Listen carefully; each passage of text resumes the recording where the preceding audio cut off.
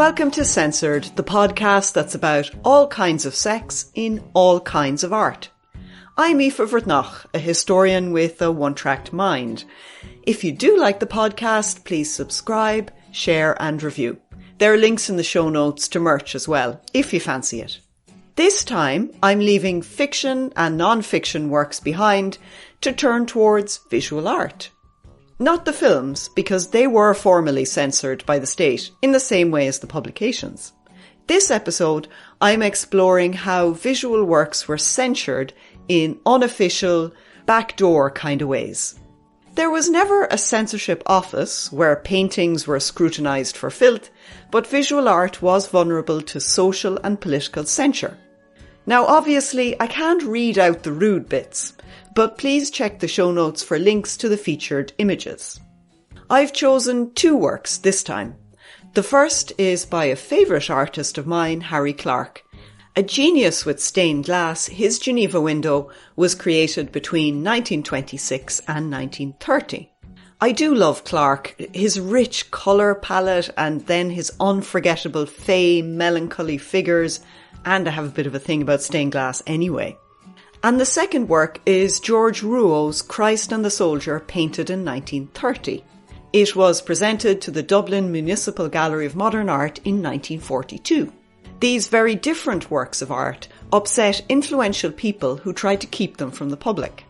How these two pieces were received and what happened to them are stories of censure, secrecy and occasional controversy.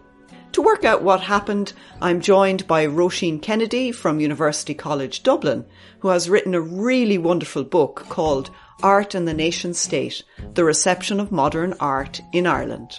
Hi Roisin, welcome to the podcast. Thank you for joining me. Hi Aoife, thank you very much for inviting me. I'm really thrilled to try the impossible in podcast terms, which is to talk about the visual arts without showing anyone any visuals, although there will be links in the show notes. But we will be trying to talk about these visual images through our words today. I'm willing to give it a try. I think it's a good idea. A good departure. Has to be done. It's such an important story in the tale of censorship and censure. It's just as important as the books or the film. Well, I think so. So we're going to start with a piece by Harry Clarke, and it's called The Geneva Window. And can we just start off with a very brief description of what it looks like? Quite a conventional window, an 8-paned window, because it was destined to go in quite a conventional window space, although now it's in a museum in Miami. But if you wanted to get a sense of what the window likes, if you weren't able to fly out to Miami to see it, you could visit the Hugh Lane Gallery and see the Eve of St. Agnes window, which was made just a few years before the Geneva Window in the mid-1920s and was also made for an existing window space in a house in Ballsbridge. Or you could even look at the Bewley's windows to get some sort of a sense. But the Eve of St. Agnes in particular is very close to the Geneva Window, and Harry Clarke deliberately, based the decoration of the Geneva Window on the Eve of St. Agnes. It's very, very sumptuously coloured with a lot of blues and greens, but there's also purples and reds and orange tones within it. Decorated border around the edges of the window, and then Clarke has used these kinds of fronds of foliage to disguise where he's connected the pieces of glass in each of the different sort of panes, if you like, in the 8 panes, so that it's a sort of a kind of a sort of organic quality to the window. In the different panes, there are 2 scenes from literature, from early 20th century Irish literature. So they're figures. They include scenes from the Playboy of the Western World, from James Stephen's Demigods, from Sean O'Casey's Juno and the Paycock, a poem by James Joyce, other scenes. And I suppose the other thing to note about the window, again, if you think of something like the Eve of St. Agnes or Harry Clarke windows that you might be familiar with, is that the surface of the glass is very, very rich in texture Clarke double layered glass and he etched into the surface. So he drew into the surface of the glass to create a very sort of, I suppose, complex and beautiful work of art. And then the other thing is that the lines of the texts, that he's illustrating, or that the window illustrates, they're also inscribed into the different parts of the window, in connection with each of the different images or illustrations, if you want to see it like that. So it's a piece of visual art that's very much referencing literary traditions in Ireland. Absolutely, yes. I mean, Clarke is known as an illustrator. He was in his lifetime known as much as an illustrator, as a stained glass artist. And he did do other windows which illustrated literature scenes in stained glass, like, for example, the Eve of St. Agnes, which illustrates Keats' poetry. He was very interested in Irish literature. He's particularly an admirer of the writings of John Millington Synge. He knew W.B. Yeats and George Russell, whose writings are also illustrated in the Geneva Window. He was asked by the Irish government to design a window that was going to go into the International Labour Building in Geneva, which was a new headquarters for the International Labour Organization, which is still in existence. And Ireland joined it after it became independent in 1922. And in the mid-1920s, around 1925, they were completing this new building just on the lake in Geneva, and they invited all the member countries to contribute a work of art or a piece of decorative art furnishings for the new building. And there was a lot of debate in the government at that time as to what they would choose for this. There were suggestions that maybe they would do Doneamer rugs, or there were inkwells as well, all kinds of things. The suggestion then came that, well, it would be good to put stained glass there because Ireland was very well known for its stained glass in the 1920s, and Harry Clarke in particular was an internationally acclaimed artist. And they didn't run any proper competition for it, but Clarke eventually got the commission, and he came up with this scheme to illustrate the writings of, I'm trying to remember how many different writers, 15. There's 15 different writers. Most of them still alive at that. I think all of them were still alive at that point. So out of those 15, I can't help but notice that there are a few who were extremely controversial and in some cases banned. Well, there was James Joyce, who isn't quite banned in Ireland, but is kept out. And then there is Liam Oflaherty, who I've covered already in this season, and who himself in the 1930s claimed that he was sort of blacklisted personally, as well as professionally. A couple of his works were banned. Do you think that Clarke's engagement with a controversial figure like Oflaherty had something to do with the reaction to that work? Oh, definitely. I definitely did. I suppose one thing to say about the window, when Clarke came up with the list of writers, it was before the Censorship of Publications bill had been passed. We would have come up with a list of writers in early 1927. He would have been working on it 1926, 1927. But he certainly included very controversial writers. I mean, another one was O'Casey. Just before I get on to Liam O'Flaherty, O'Casey's Juno and the Paycock is illustrated within it, and the year after that, the year after that had been put on in 1926, there were riots again with O'Casey. Liam O'Flaherty was specifically mentioned by the government or by people who liaised between the government and Clarke. Clarke finished the window in 1930, and it was shown to the Executive Council, which is the kind of the cabinet in government buildings in Merrion Square in September of that year. Both William Cosgrave actually wrote to him directly, and then Gordon Campbell, who liaised between the government and Clarke. And they particularly pointed out Liam O'Flaherty. Now, the Liam O'Flaherty work that he chose to illustrate was a novel, was published in 1926 called Mr. Galooly. It was never officially censored, but the image that he chooses to depict, Mr. Galooly is this kind of retired sort of civil servant, middle-aged, not particularly attractive individual who takes up and has a relationship with a younger woman called Nellie. And she is depicted basically doing a striptease for Mr. Galooly in the window. He's sitting back in an armchair, holding a glass of champagne, and he's got a cigarette in his hand, and he's kind of leering at her. And she is naked. She's got this beautiful sort of diaphanous scarf around her body, but we can see her breasts and most of her body through this kind of beautiful sort of shawl, for want of a better word, that she has around her. And that particular image, but also I think the fact that it was associated with Oflaherty was objected to at the time. And I'll just read out what Gordon Campbell said. He, as I said, liaised between the Cabinet and Clarke. And he wrote actually to Lennox Robinson so that Lennox Robinson could carry this information on to Clarke. He said, since the window was begun, it's felt that Liam O'Flaherty's publications have taken a line that makes it difficult, if not impossible, for the present or any other Irish government to include a representation or illustration of them in a state gift to an international office. Finally, the government could not readily justify the inclusion under such circumstances of illustrations of an author such as, for instance, as Joyce, whose work has been brought under censorship by a government department.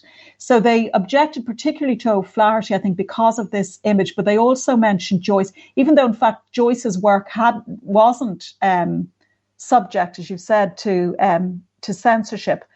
But it was particularly, I think, the representation of the nude figure in the work. The image of Nellie, the lover doing her striptease, is the part of the window is shared with an illustration of George Russell's Deirdre, which shows Deirdre and her lover, Nisha. And Deirdre is also wrapped in this kind of, again, another one of these beautiful diaphanous shawls. And we can see completely her body, her nude body. So there's several scenes of nudity in the window and of, sort of eroticism and, references to sexuality, to lovers. There's also the scene of pegging Mike and Christy Mann in The Playboy of the Western World.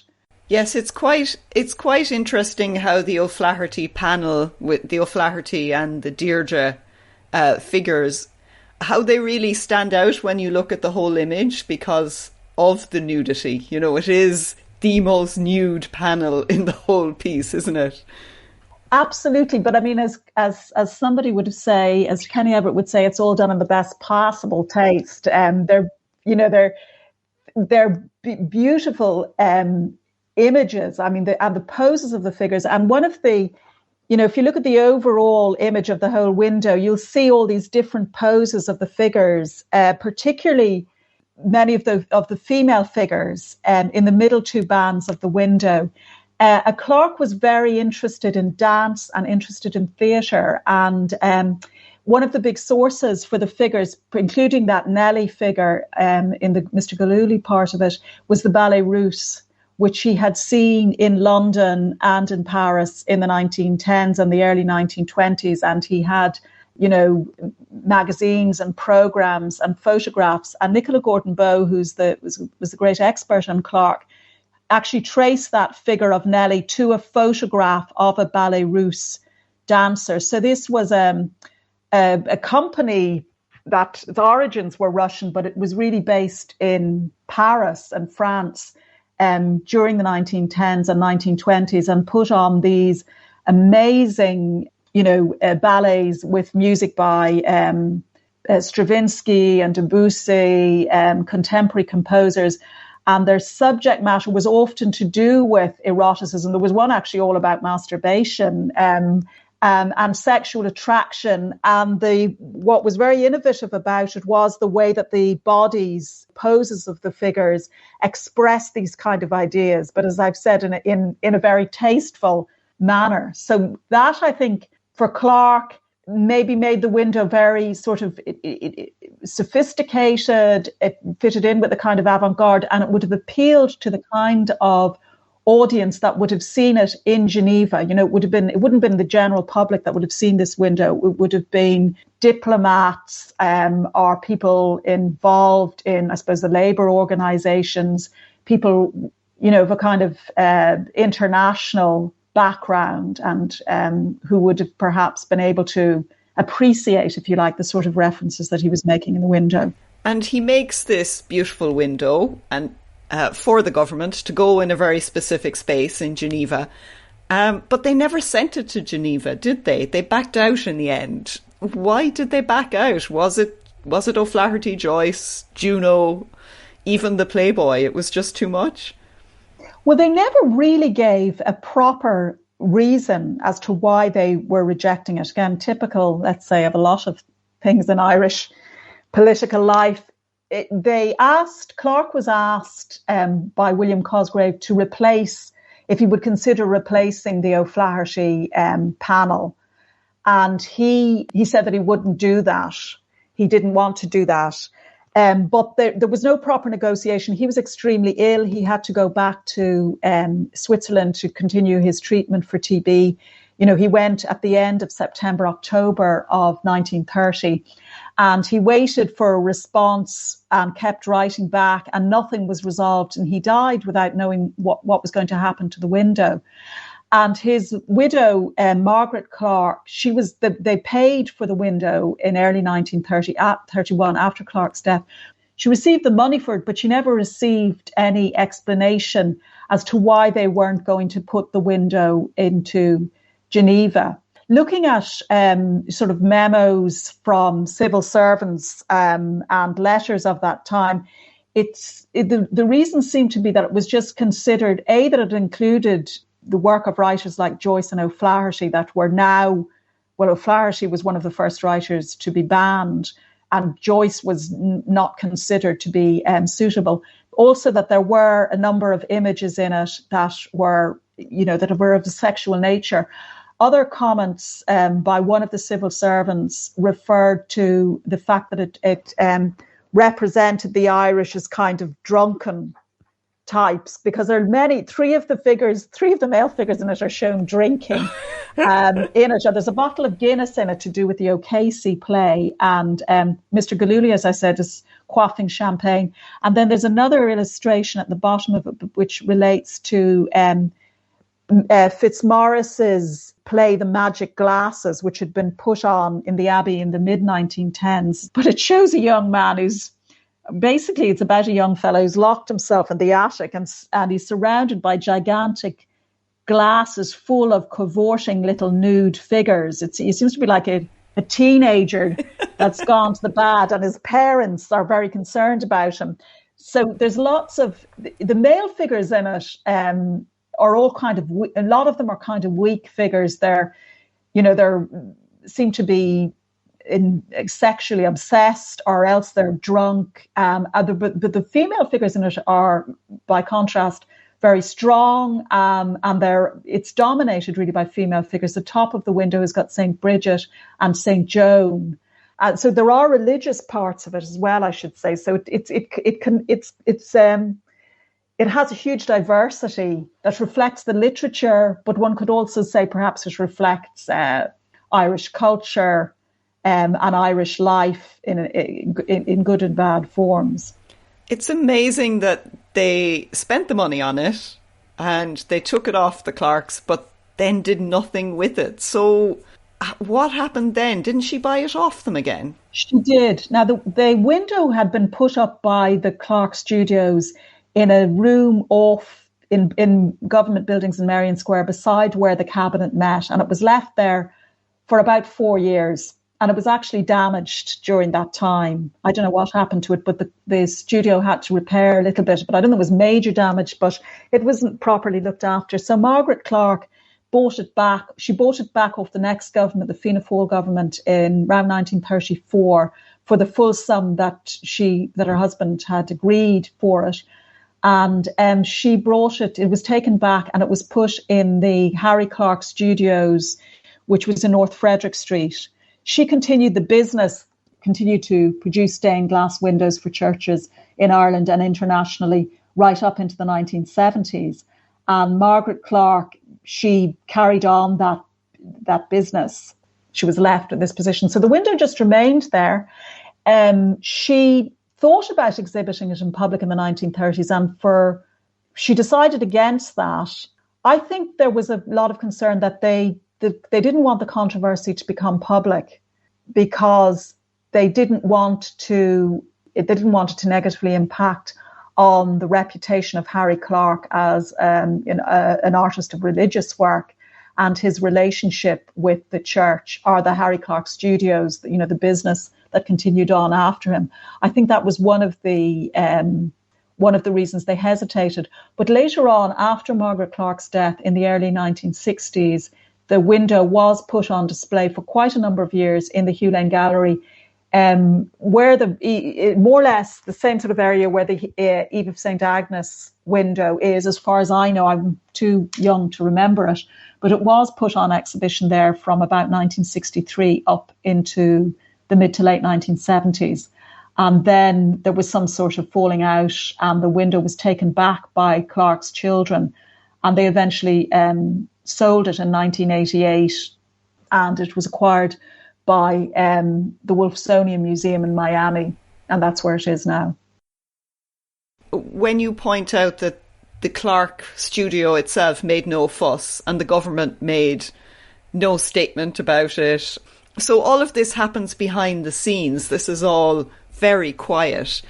Do you think that the reticence to create a fuss is a feature of this sort of disagreements? And do you think that that's part of how censure works for visual art? I think it is, yeah. I mean, particularly, I suppose, in the 1920s and the 1930s, there was, and also I should say, works that are commissioned in this way. So this isn't something that the artist just makes and exhibits and has some sort of control of. The fact that it was kind of commissioned means that the artist is sort of compromised as to how they can exhibit it and publicise it.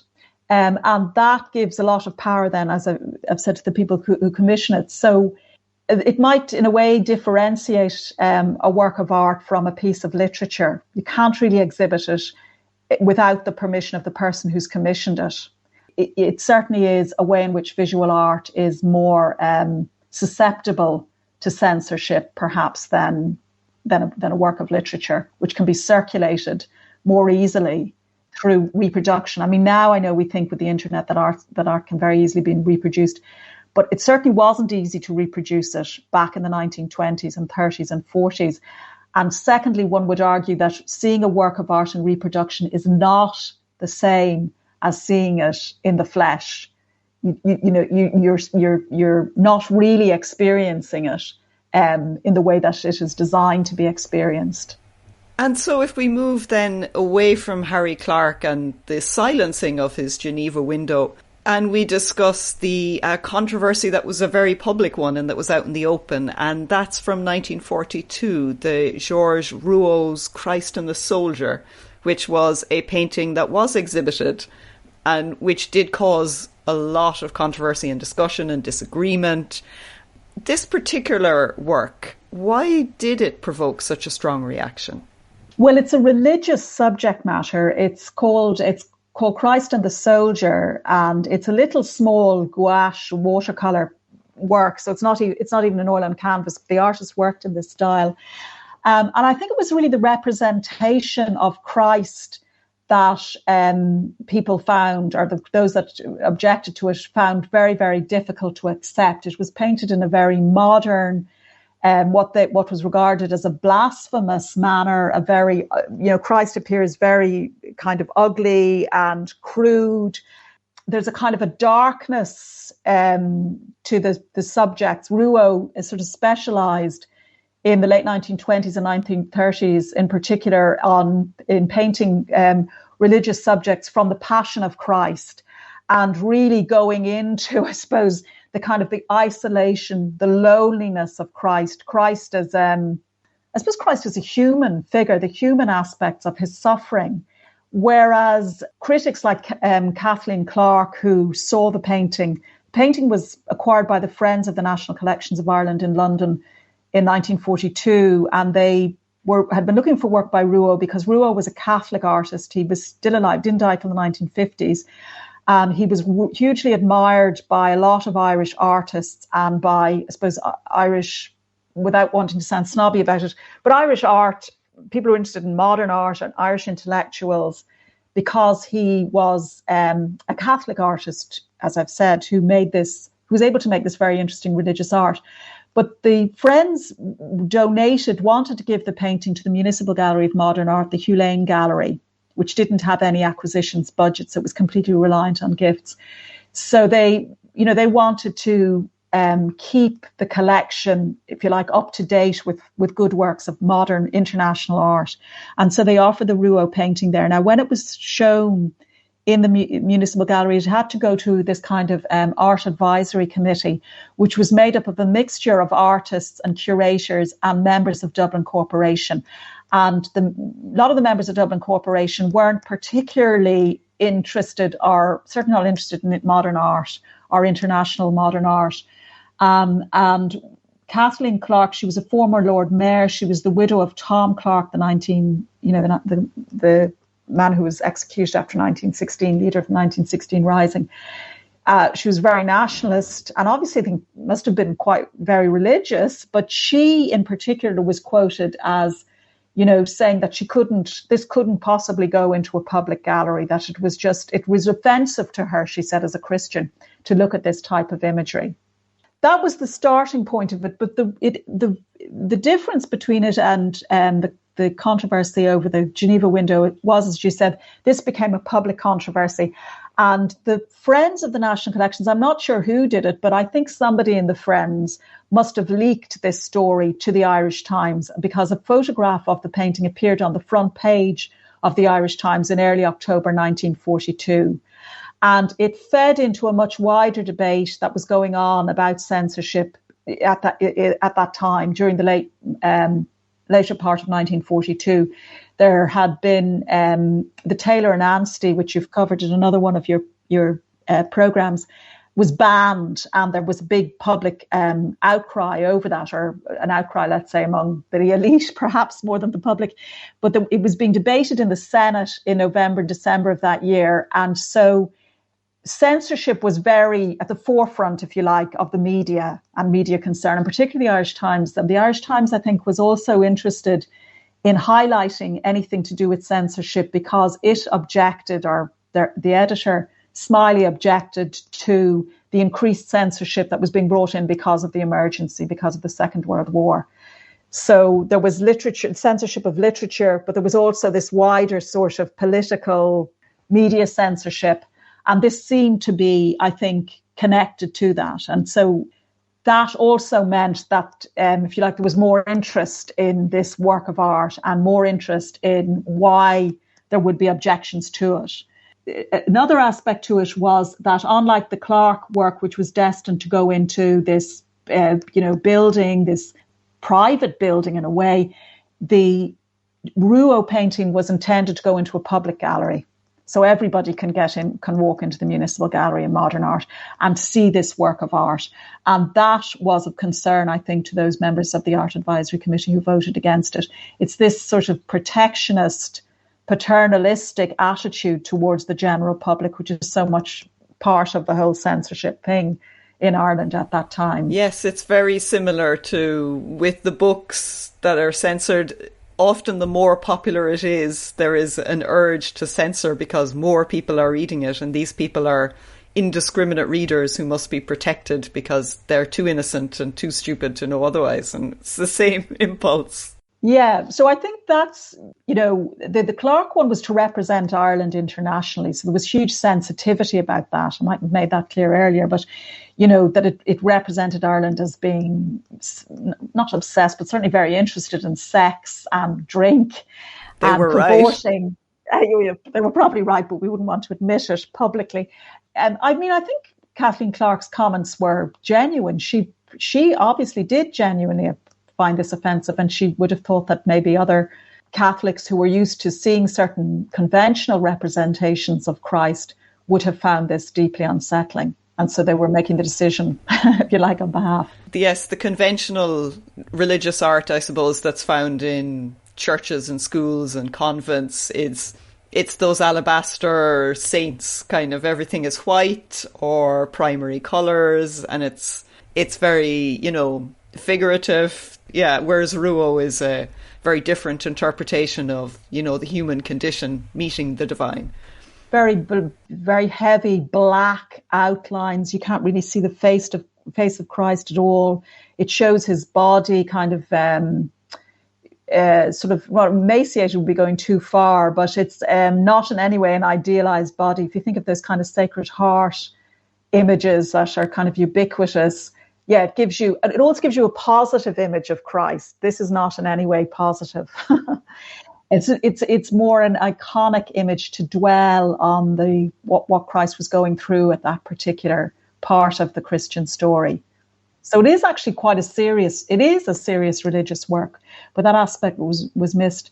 And I mean, another part of the debate, and the art world part of the debate really, was this resources thing. Why should we have international work coming into our gallery, especially the Municipal Gallery of Modern Art? It's the only modern art gallery in the country.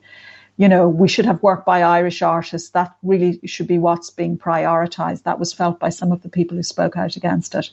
And that was also exacerbated by the war. A couple of speakers spoke out against this as being what one described as a continental red herring.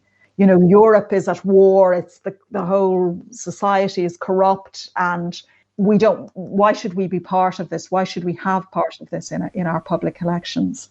That was an element of neutrality, I think, that kind of holier than thou almost.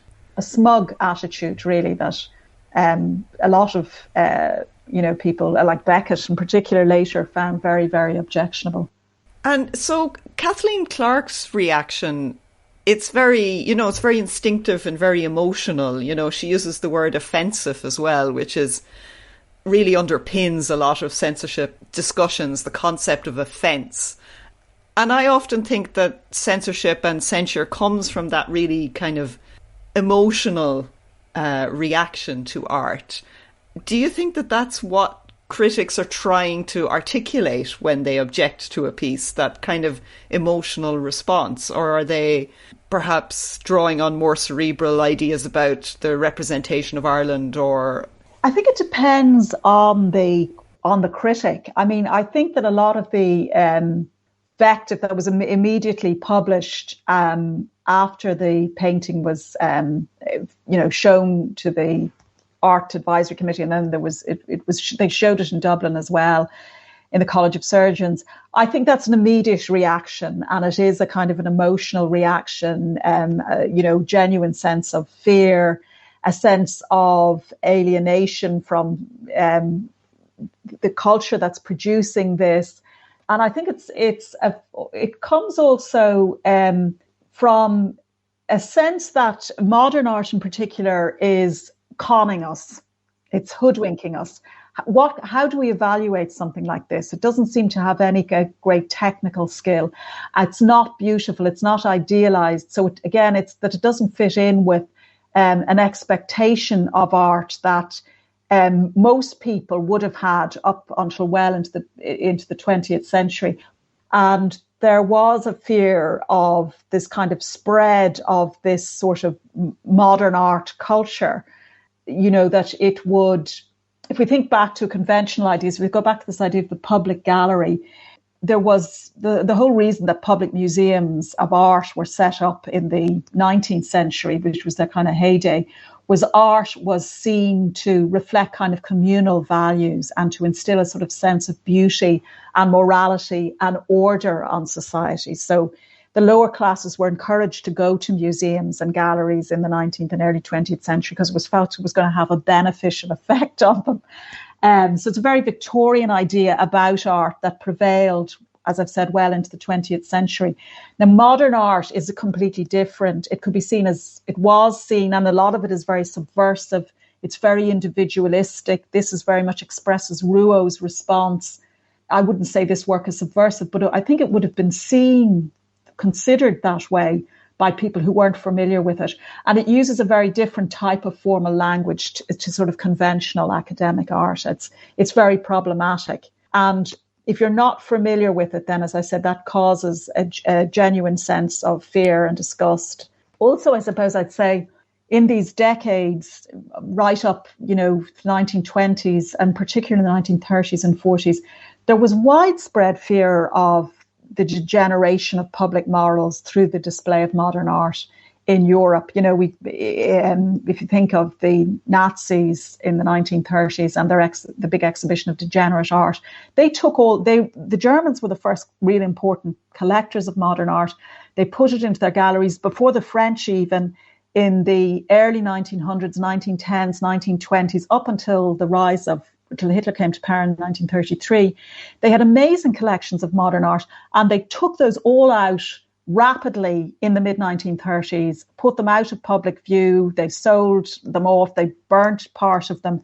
So this idea of degeneracy was a widespread fear. We can dismiss that, but I think that was a genuine fear about it. The other thing, of course, a lot of decisions was made by bureaucrats and politicians who do, I would say, particularly in Ireland, tend to be extremely cautious and conservative by nature, and who do not generally have any deep understanding or appreciation of visual art. And as I've said, they tend to take the paternalistic attitude, really. That paternalism really does link ideas of reading and consumption of visual art. I mean, the kind of recreational improving value of reading was heavily stressed by librarians, that, that you can educate the public if they read the right books. So we have to make sure they have the correct books to read. And therefore, we have a lot of non-fiction because that's very improving and will cultivate the mind more than reading, say, frivolous stories. And there seems to be a lot of interplay, I think, between what you're saying about visual art and the sort of things I've looked at for the censorship of the text. So do you think that there's a kind of a censure or censorship culture, like that sort of blends from the text into the visual? Do you think that these two aspects are related? I do, yeah. I mean, I think everything is interconnected. And I think if you are living in a society that has this very sort of censorious attitude, it's going to affect everybody, both the public and the producers of art. I mean, at a very basic level, I think that the culture of censorship in Ireland made access, although it was focused on films and publication, it made understanding of visual art elitist. In the same way, I suppose, that access to literature was, that only those whose families were involved in visual art or who came from sort of well-off backgrounds and could afford to travel and access education, where, they would have learned art. Secondary schools didn't teach art, and primary schools, they dropped teaching of art in 1922. So visual art was definitely relegated to the sidelines, I think, in the early decades, for most of the decades of modern Ireland, right up into the 70s. To talk about the connection of, with the censorship of publications and literature, the education of artists, the production, their relationship with their audience, if you like, with the viewers, it's subsumed into this wider climate of conservatism and prurience. For example, regarding whether depiction even of religious subjects in this case, or regarding the depiction and understanding of sexuality. Where you're always looking for the dirty bits, as you're saying. I mean, that destroys your relationship with the visual image. And it also, I think, has a massive impact on this idea of the individual, this need to conform that we find in terms of censorship. That makes it very difficult to understand what the modern artist is trying to do if you base your sense of culture on this notion of communal values. How does the artist fit into that? I suppose also the censorship of publications really does focus very strongly on all the great modern writers. So modern literary forms come under great censorship. So the context is stripped out if you get just the odd occasional visual piece from the modernist tradition, it might seem even more strange. Yes, that's true. Yes, absolutely. I think that did contribute to a general ignorance and suspicion of modern art. I mean, you could argue that the production of art in Ireland was directly affected by censorship in the fact that many Irish artists tended to produce landscapes as opposed to nudes. Nudes are relatively rare in Irish art. And there's been what's been described as a very polite approach to modern art on the part of Irish artists up to the 1960s and beyond. And that could be seen as maybe an unconscious response to the society that they're exhibiting their work in. It could be also seen as a practical response that these artists, they need to sell their work. So they what would you say? They alter it, they tailor it to suit a more conservative art-going public and art market. And we don't get the same sense of an avant-garde that you'd find particularly on the continent, or particularly in Paris, where they just went mad attacking things all the time. It wouldn't have worked here. Our society was too small. And the other interesting thing about it is that it's sometimes argued that artists actually used sorts of strategies of censorship in their own work to imitate the mechanisms of censorship, again, perhaps unconsciously or deliberately in some cases. So like in Jack Yeats's work from about 1926, 27 onwards, the late 1920s, when Censorship of Publications Act actually came into force, he moved away from very kind of realist work where you can really understand, everything's very legible, into his kind of later style, where you get much more convoluted compositions and forms that are very, very difficult to decipher. And he also began to use much more enigmatic titles. So you get text becoming significant there. And his work entails the kind of direct physical involvement of the viewer. And sometimes it's not possible, actually. Very often it's not possible to actually decipher every detail in his paintings, to know what exactly is going on. I've often thought, were these artists exhibiting this in a kind of playful way, getting a joke out of it, or getting, what would you call it, a kind of a frisson or an added sense of meaning about the work, because it played on this idea of layers, of hidden layers of meaning, and of having to work around it to decipher it. I see it something as more than just a modernist thing, but a distinctly Irish thing. And the other thing I would say is that the fact that the government wasn't really that focused on visual art, the emphasis was on literature. As I said, it was part of the relegation of visual art to the sidelines, but that could be liberating in a way. I mean, Harry Clarke, he didn't get away with it in the Geneva Window. I think he thought he was going to get away with it. But in a lot of his church windows, there is something mildly subversive about them, the work that he was producing right through the 20s. They celebrate modernity. You've got lovely young women in his windows, very fashionably dressed, very fashionable hairstyles, makeup. They're of the 20s. And I kind of think that's a little bit subversive. Some members of the clergy objected, to his work on those kind of grounds. And there's a sensuality as well about his depictions of even the Virgin Mary, that take delight in the intensity of the colour, the form, the sort of knowing expression of the figures that are subversive. And I'm sure that there were young women in particular, and men maybe, sitting in those masses endlessly in the 30s, 40s and 50s and looking up at those windows and getting what Clarke was getting at there, getting a kind of a release out into the contemporary world. I mean, he used film as well and popular culture as sources in these works.